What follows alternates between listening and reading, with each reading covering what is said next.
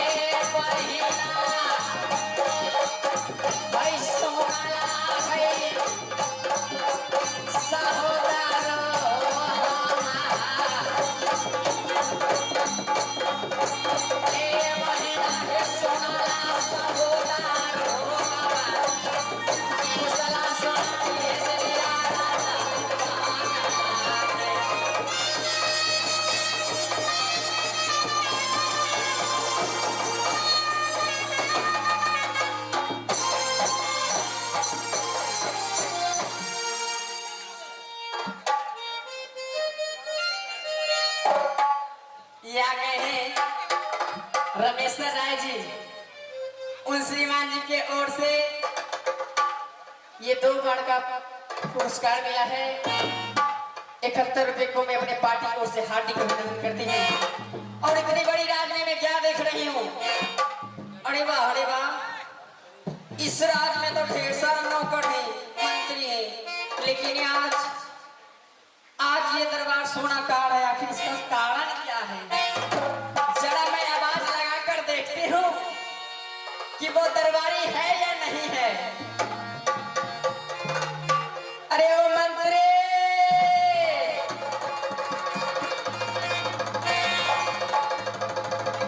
आहो कहाँ गेला कि ना भेला तो माता रे।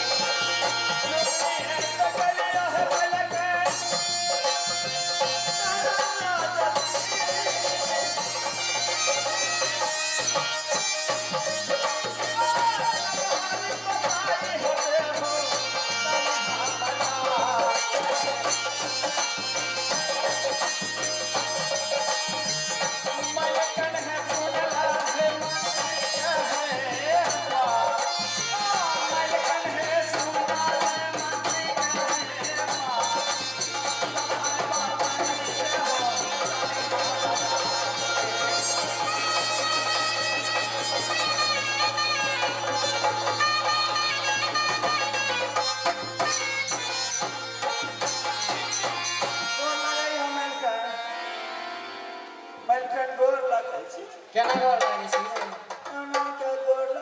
खूब खुशी रह। खूब खुशी छियै, संगे से वर्षा बरस सक मिला देलहो। की कहली रे? वर्षा वाला सब आगे भाग गेलै। सब भाग गेलै। अरे पेड़ फुटता, वर्षा नहीं होते थे धान होते रे। धान न भात खेबो न भात तो छोड़ दई। तीन संक्रांत में जब हम चूड़ा वाला लाई खेबे, केना खेबी रे धान नहीं होती तो? दुकान में खरीद के खा लेबे, खरीद के खा। अरे धान होते तभी ना जेते दुकान में।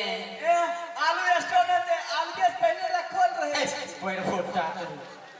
हां आलू स्टोर नहीं तो रखल नहीं छै, पेड़ फुट सोच के रखल रहे छियै सुखा के। मारवा लोल पर की चिंग रे हो खोल पर की वाला मेल करता दिल हल्ला करी रो। हल्ला नहीं करे रे रे। की बन ते नहीं जाने छै की? बाप रे, हमारा स्कूल के छुट्टी छै।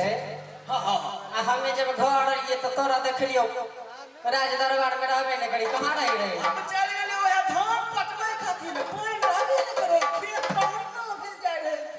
ई कोई फुटता के बेटा देखो, अभी ये कल के इतने बारिश भेले जे भाग गेले, तब कहे छै गेलिए रे धान पटबै ले। वर्षा के साथ पैरा टबलिए, लाइटो जे छै से गुम भ गेलै। अच्छा मोटर बंद भ गेलै। कहलिए हम अपने मोटर से चालू कर दे खेत में। अरे तो अपना मोटर से चालू कर ले। हमर मोटर टेम पर चले छै। ए मंत्री, आए हमारे इस महाराज का हाल समाचार सुनाओ। वो बढ़िया है, मेला बड़ी बड़ी ढंग से लगा है, सब आदमी आया है देखने। कहूं देखो झूला पर झूलबो, काल झूला देबो। ये मुझे नहीं भूलना। किया अपने मैंने बहुत जगह से सुनी हूँ, की जब वो झोला टूट जाता है ना, समझ गए ना? ए कड़ी लगैले छी, नहीं टूटता, कड़ी लगैले छी। मुझे नहीं झूलना है, ठीक है? लड़का झूलबो तोरो मन लगे।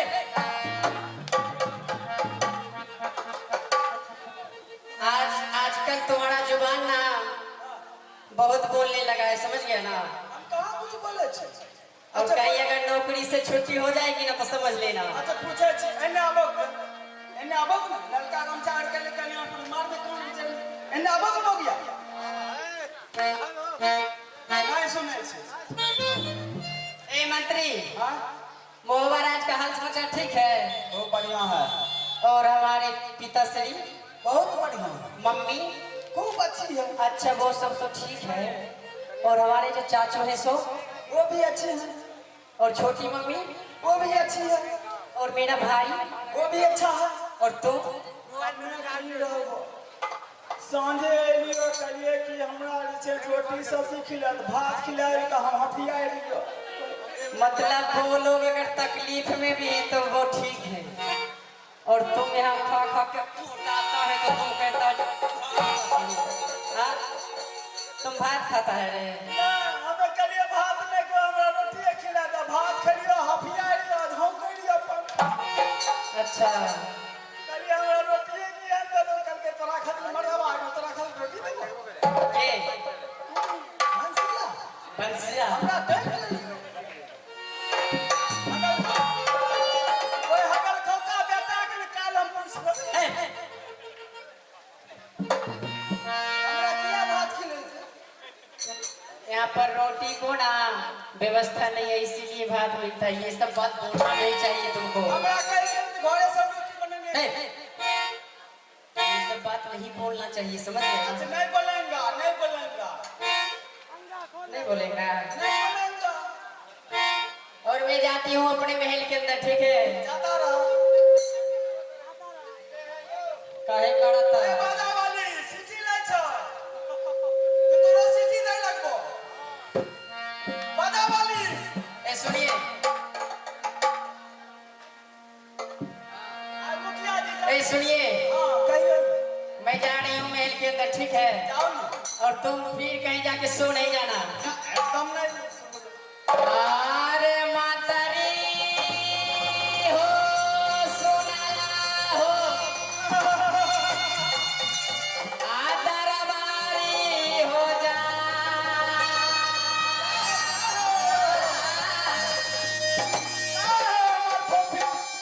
आहो सही साही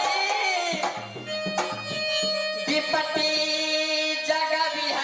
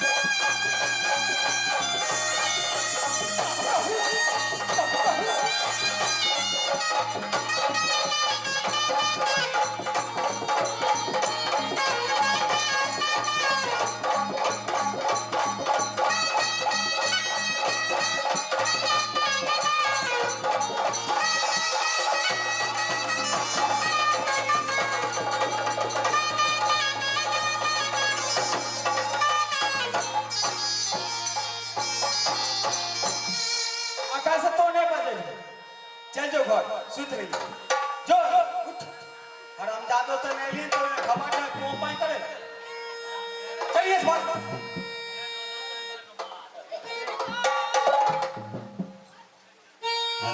हाय